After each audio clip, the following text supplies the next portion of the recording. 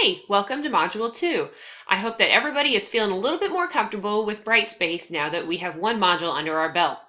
The level of discussion last week was great, and I hope to see that continue this week. I want to remind you to use the prompts that are given.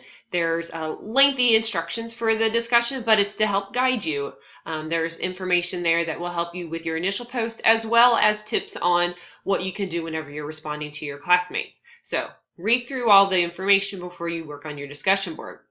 This week for Module 2, we are going to be looking at becoming an expert student.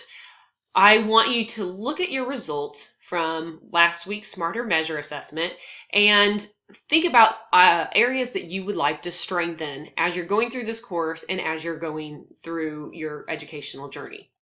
So that's what we're going to look at in the discussion board this week. I will be getting in touch with you with your Smarter Measure assessment results from last week, so be on the lookout for that.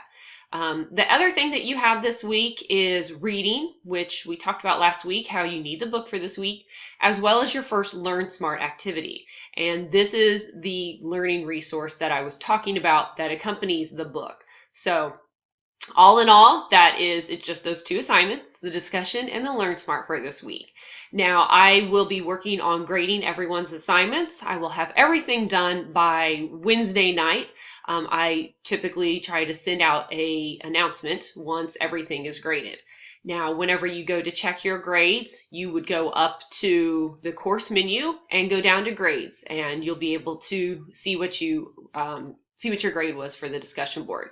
If you click over on the assessment details, you'll be able to look at the rubric and see some of the specific feedback that I have that will help you whenever you go to work on your next assignments.